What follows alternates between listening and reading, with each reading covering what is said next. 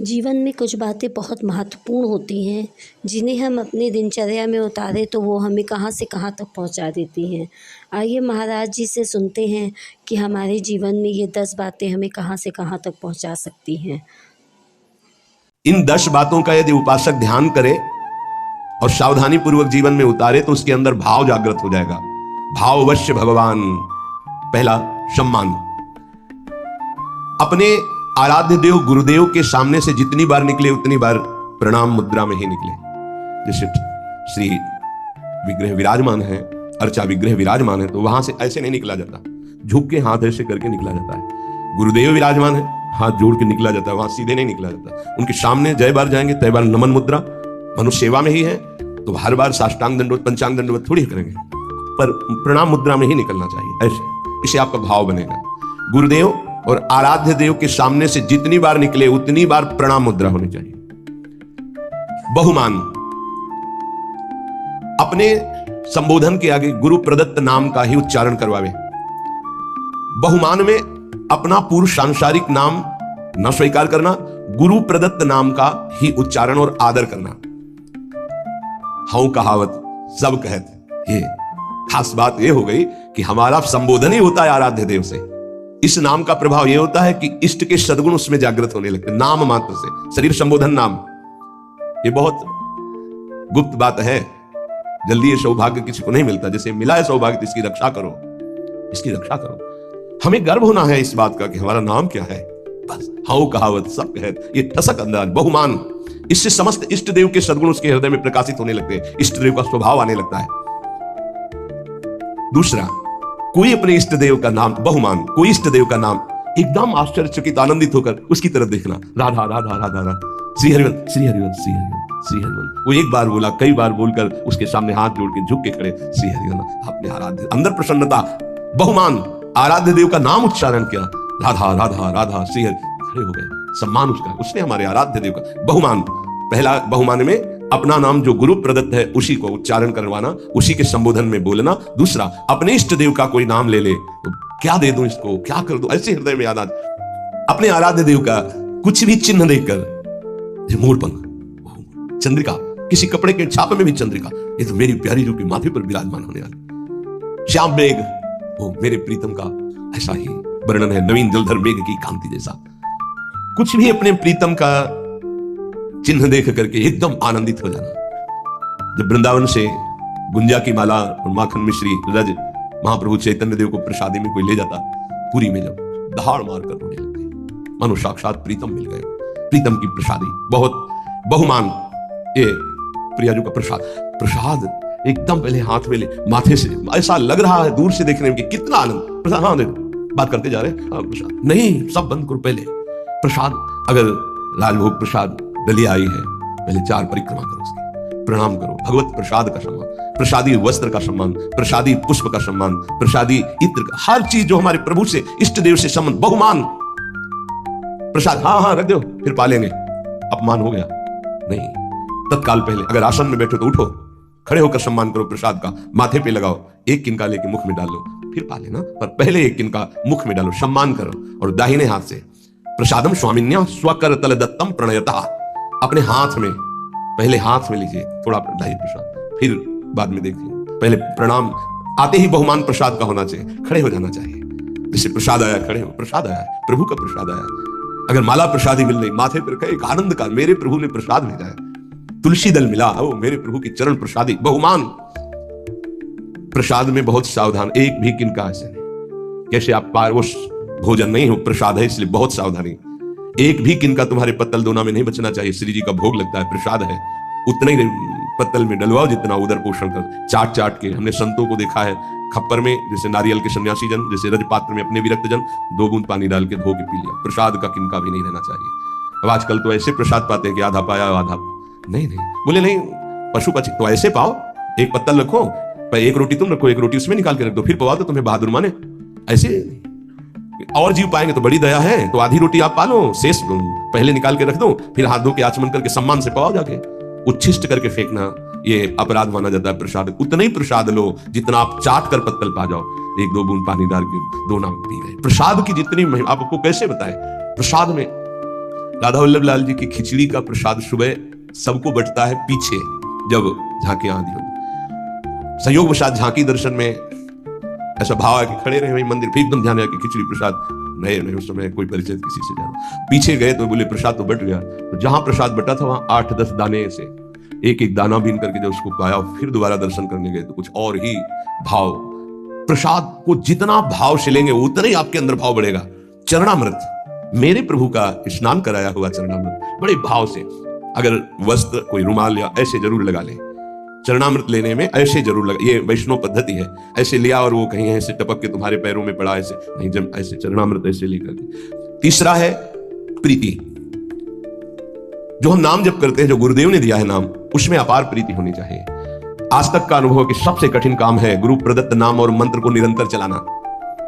अरे पता ही नहीं चलता है बकवासी मन कब जो है सरक जाता है, नाम से हट जाता है, फिर एकदम ध्यान करो तो फिर वैसे। देखो साधना में देखो ना, आप लोग तो साधक है, कब सरक जाता है। इसको बहुत अच्छा लगता है कि कोई बात करने लगे, किसी तरह समय कटने लगे, क्योंकि जब एकांत होगा साधक तो चढ़ा बैठा रहेगा इसके ऊपर नाम मंत्र, तो ये ऊबता है मन, उसको कुछ चाहिए, प्रपंच चाहिए, तभी बहुत समय हो जाता है, हमारे अंदर कोई दिव्यता नहीं आ पाती है, मंत्र में प्रियता नहीं जागृत हो पाती है। जो गुरुदेव ने दिया है नाम मंत्र, विशेष आदर, विशेष सम्मान, उसके सामने कुछ नहीं, उसके आगे कुछ नहीं, ये बिल्कुल हृदय में बैठा लो भाव उत्पन्न करने के लिए। कोई आकर के आपको कह दे कि ये मंत्र जपो बहुत जल्दी आपको लाभ मिलेगा, देखो आपको वो मंत्र मिला, अभी तक कुछ अनुभव में आया कि नहीं आया, पर धर्मो भयावहा नहीं। हमें जो गुरुदेव ने दिया है उसी से परीक्षा भी हो सकती है। गुरुदेव प्रदत्त नाम और मंत्र में अत्यंत प्रीति होना, बड़े भाग्यशाली, तभी तो भाव बढ़ता है। बड़े भाग्यशाली उपासक हैं जिनको यह सिद्धांत हृदय में बैठ गया, गुरुदेव प्रदत्त नाम मंत्र। ये हमने बहुत से शास्त्रों में पढ़ा, बहुत से संतों से भी सुना, गुरु प्रदत्त नाम मंत्र वो बैठ जाना चाहिए हृदय में। पातंजल जी, सातु दीर्घकाल निरंतर सत्कार सेवितो दृढ़ भूमि। जो गुरु प्रदत्त नाम मंत्र है उसे दीर्घकाल तक निरंतर आदर पूर्वक, महिमा इस बात की है कि निरंतर आदर पूर्वक उसको जपा जाए तो दृढ़ भूमि, निष्ठा जागृत हो जाएगी। गुरु प्रदत्त नाम मंत्र ग्रंथ उपासना में आसक्ति हो जाना। अगर गुरुदेव ने वाणी जी दी है तो आजीवन उस वाणी का परिवर्तन नहीं होना चाहिए, बदलाव नहीं होना चाहिए कि अब तो ये चतुरासी जी पुरानी हो गई, हम दूसरी। पूज्य सदगुरुदेव भगवान की जो 42 लीला वो काफी पुरानी हो गई थी, तो जिससे पुराने पन्ने हो जाए तो जल्दी में ऐसे करो तो हानि होने की संभावना होती, फट जाने की। कई जगह ऐसा तो निवेदन किया महाराज जी, एक नई राधा वल्लभ जी के कार्यालय में मिलती तो ला नहीं, ये गुरु प्रदत्त है, ऐसे नहीं। अब नई पाठ में भले प्रयोग कर, लेकिन वो अपने जो गुरु प्रदत्त वाणी है, ये भाव बढ़ाने के लिए है, तभी भाव आएगा। गुरु प्रदत्त माला, गुरु प्रदत्त वाणी, इनका बड़ा आदर, गुरु प्रदत्त नाम, गुरु प्रदत्त मंत्र, गुरु प्रदत्त उपासना, गुरु प्रदत्त बात, यही हमारे जीवन को भाव में प्रकाशित करेगी। चौथा, विरह। आराध्य देव गुरुदेव की स्मृति से व्याकुलता पैदा होती है। सही मानो ये एक ऐसा शब्द है विरह जो हर समय सानिध्य का अनुभव कराता है। ये बड़ा रहस्यमय है। शब्द तो है विरह, पर हर समय संयोग सुख प्रदान करता रहता है। शब्द है संयोग, पर हर समय व्याकुलता रहती है। इसका रहस्य प्रेमी जन ही जानते हैं। ऐसी जी होत जो जी सो जी मिले, तन सो तन समाये ले, तो देखो कहा हो प्यारी। विरह हृदय से हृदय लगा हुआ है तो नेत्र विरही हो रहे हैं, देखो कहा हो प्यारी। और नेत्र देख रहे हैं तो तन में विरह संचार, प्रेम का बड़ा सूक्ष्म स्वरूप। गुरुदेव के समीप है, गुरुदेव की स्मृति में है, आराध्य देव की स्मृति में है, पर एक अंदर से व्याकुलता बनी रहती है। समीपता होने पर भी मनो कभी मिले ही नहीं, एक व्याकुलता, एक अतृप्ति। भरत जी महाराज कह रहे हैं आज तक प्रभु श्री राम को भरनेत्र नहीं देखा। ये हमारे प्रिया प्रीतम दोनों एक ही पुष्प गादी पर विराजमान हैं, दो आदिनांत विहार करे तो लाल प्रिया में भई न चिन्हारी। प्रेम का कैसा स्वरूप है ये, नित्य नवम। ऐसा लगता है कि कभी देखा ही नहीं, कभी मिले ही नहीं, नित्य नवम। विरह। आराध्य देव गुरुदेव की स्मृति में चित्त गदगद होकर व्याकुलता पूर्वक उनके सानिध्य के अनुभव की मांग हृदय में। सानिध्य होते हुए भी सानिध्य, तन मन के बिछड़े नहीं पर चाह बढ़े, इससे भाव बढ़ता है। अपने आराध्य देव गुरुदेव का सानिध्य मिला हुआ है, पर फिर भी कहीं ऐसा ना हो जाए, कहीं अधिक प्रीति मन भाव संदेह। जब कोई आश्रय नहीं है, कोई साधन बल नहीं है, जो कुछ है सो गुरुदेव है, तो व्याकुलता पैदा होती, फिर वही विरह रूप धारण करता है। आराध्य देव के विरह में तो बड़े भाग्यशाली जन, कोई बिरले ही होते हैं जो डूबते हैं, लेकिन उससे भी भाग्यशाली जन होते हैं जो गुरुदेव के विरह में, जैसे श्री विठल विपुल देव जी महाराज श्री सेवकजू महाराज बड़े बड़े ऐसे महाप्रभु गुरुदेव के भी हैं, आराध्य देव गुरुदेव के चिंतन में हृदय गदगद है, मिलन की प्रबल आकांक्षा है और सामने वो मिले हुए हैं। इसलिए कह रहे हैं विरह प्रतिपल संयोग का अनुभव कराता है। विरही जब पुकारता है तो सामने होता है जिसको पुकारता है, और संयोगी जब हृदय से लगा होता है तो अंदर से ही होता है, कहीं बिछुड़ न जाए।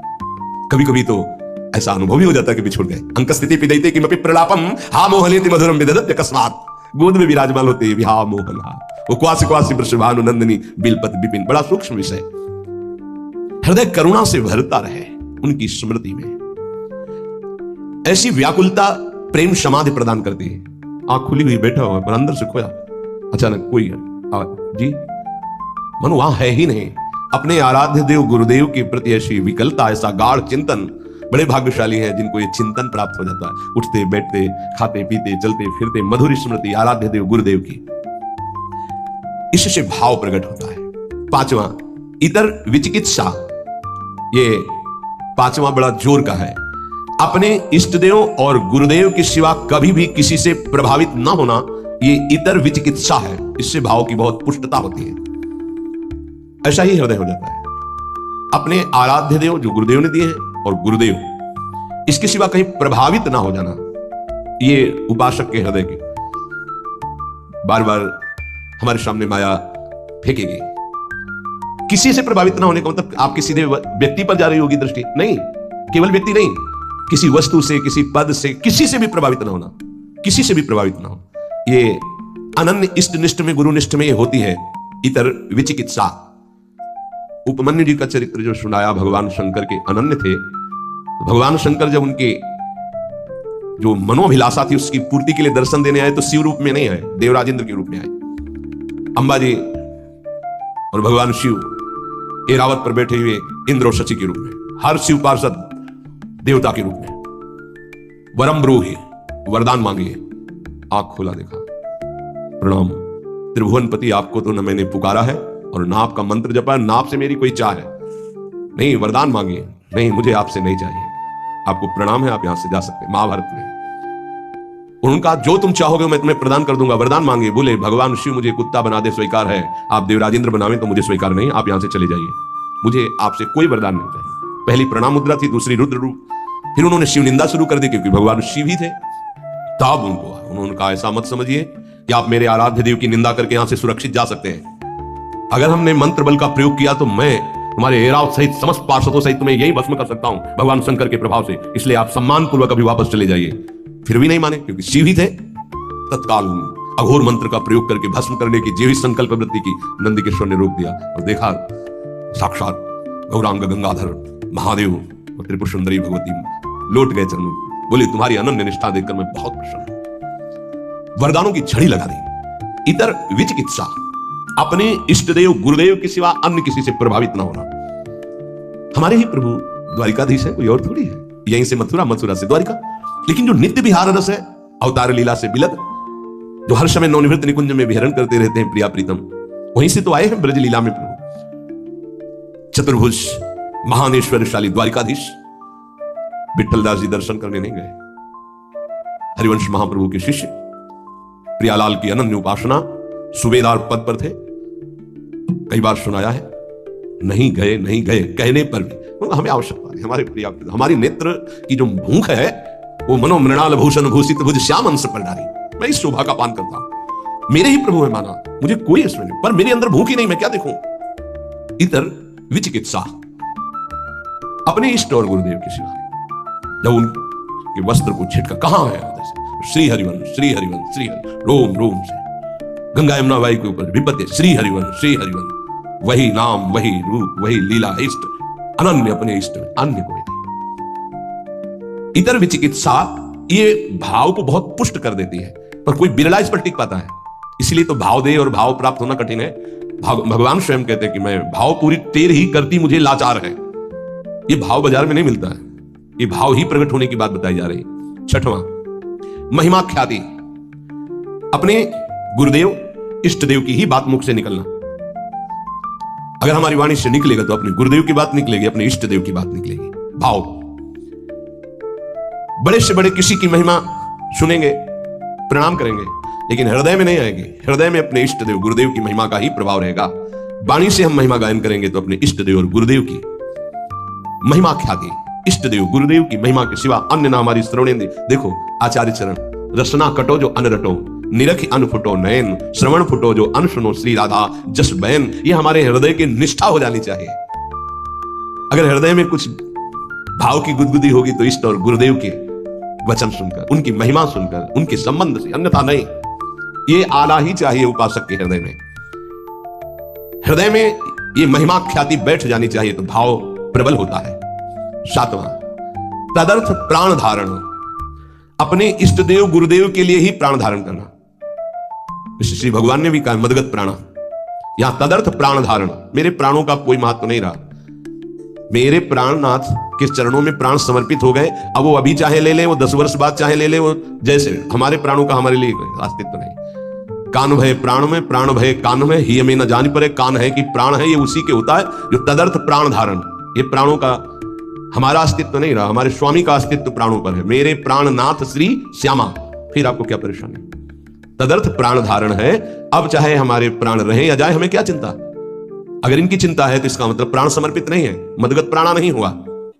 अपने गुरुदेव इष्ट देव के लिए प्राण धारण करना। इसीलिए ये जो बड़े बड़े महापुरुषों के चरित्र सुनते हैं ना, तो इष्ट देव को प्राण समर्पित है, उन्होंने स्वीकार कर लिया। अब क्या उनको प्रश्न नहीं है, उनको कोई पीड़ा नहीं है, पीड़ा होते हुए भी पीड़ा नहीं है। प्राण छूटने का भय उसको होता है जिसके प्राण होते हो, तो उनके प्राण प्राणनाथ के पास पहले ही समर्पित हो चुके हैं, उनको क्या भय।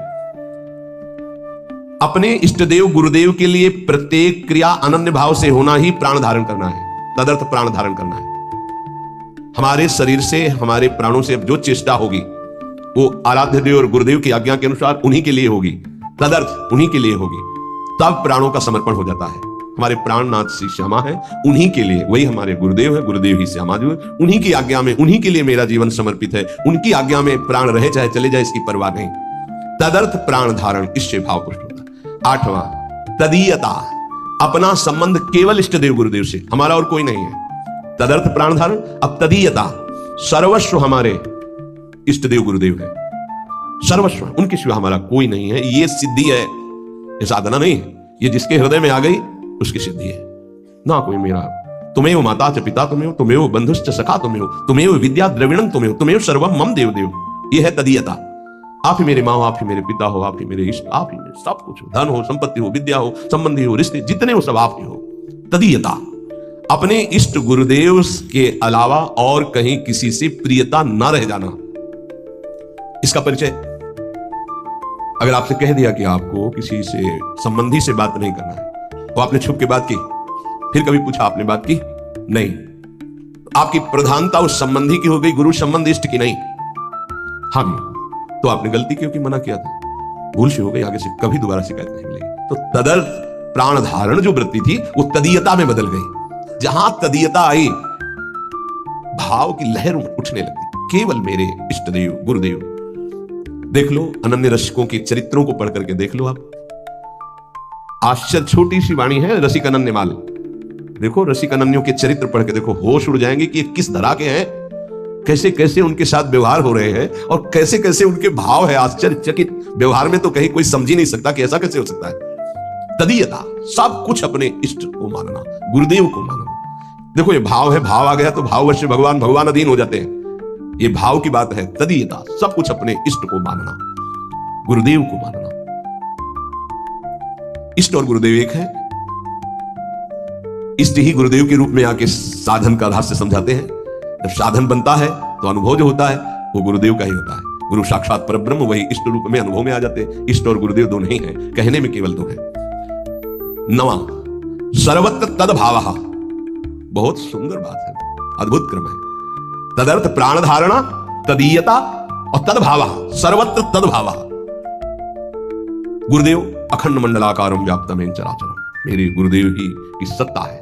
हम किसी को नमस्कार करें, अपने गुरुदेव को नमस्कार। मेरे गुरुदेव सब जड़ चैतन्य में व्याप्त गुरुदेव है। जैसे आकाश जहां भी देखो आपको मिलेगा, ऐसे ही ब्रह्मानंदम परम सुखदम केवलम ज्ञान मूर्तिम द्वंद्वातीतम गगन सदसम तत्त्वमस्यादि लक्ष्यम एकम नित्यम विमल अचलम सर्वधि साक्षिभूतम भावातीतम त्रिगुण रहितम सद्गुरुम तम नमामि। गगन सदृशम, जैसे आकाश सर्वत्र, ऐसे हम कहीं भी हैं अपने गुरुदेव के नीचे हैं, गुरुदेव की चरण छत्र छाया में है, गुरुदेव के सानिध्य में। कहीं भी देखूं आकाश दिखाई देगा, मैं जहां भी देखता हूं मेरे गुरुदेव विराजमान नजर आते हैं। सर्वत्र तद्भावः इष्ट देव गुरुदेव सर्वान् वस्तुतया निरीक्ष परम स्वाराध्य बुद्धिम। धीरे धीरे भाव बदल जाएगा, व्यक्ति का महत्व नहीं रह जाता, इष्ट का महत्व जागृत हो जाता है। फिर इष्ट ही दिखाई देते, व्यक्ति नहीं दिखाई देता। गोपीजन जित देखो तित श्याममय, श्याम ही दिखाई दे रहे हैं। पंच भौतिक शरीर या प्रकृति जनित रचना उनके सामने नहीं, केवल श्याम, जड़ चैतन्य कछु नहीं दिखत, जित दिखत तित श्याम खड़े। सर्वत्र तद्भावा, अपने आराध्य देव गुरुदेव के सानिध्य का, उपस्थिति का चराचर में अनुभव करना। और 10वां अप्रतिकूलता, अपने इष्ट देव गुरुदेव की इच्छा में दखल न डालना। जो विधान उनका बना, उनकी आज्ञा उनकी इच्छा समझकर ठीक वैसे ही मान लेना, अपनी बुद्धि ना लगाना। लोक दृष्टि से, कुल दृष्टि से, अपने शरीर दृष्टि से, हित दृष्टि से कोई भी उनके प्रतिकूल संकल्प, आचरण, विचार ना करना। यह 10वां अप्रतिकूलता। भगवत इच्छा, गुरु इच्छा में दखल ना देना। जो कुछ उनका विधान, जो कुछ उनकी आज्ञा, उनकी इच्छा के अनुसार ठीक वैसे ही मानना, वैसे ही चलना। उसके विपरीत लोकहित, शरीर दृष्टि, व्यवहार दृष्टि, कुल दृष्टि, हमारे तो कुल देवता ये है, हमारा तो ऐसा, अब हमारा सर्वस्व गुरुदेव, उनका जो आदेश वही हमारा जीवन। ना तो लोक दृष्टि, लोक में ऐसा ऐसा व्यवहार ऐसे कैसे हो सकता है, ऐसा नहीं। अब नहीं, जब तक हम समर्पित नहीं थे, तब आप समर्पित हो गए तो हमारे लिए न लाज तीन लोकन की, न वेद को कहो करें। आप तो गुरुदेव जो कहेंगे वही करेंगे। न लाज तीन लोकन की, न वेद को कहो करें, न शंख भूत प्रेत की, न देव जच्चते डरे।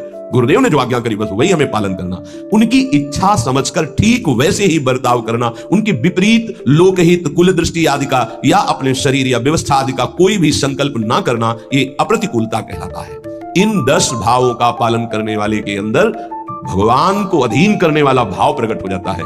सम्मान, बहुमान, प्रीति, विरह, इतर विचिकित्सा, महिमाख्याति, तदर्थ प्राणधारण, तदीयता, सर्वत्र तद्भावः और अप्रतिकूलता, ये 10 भाव हैं। संशय न करे इसमें।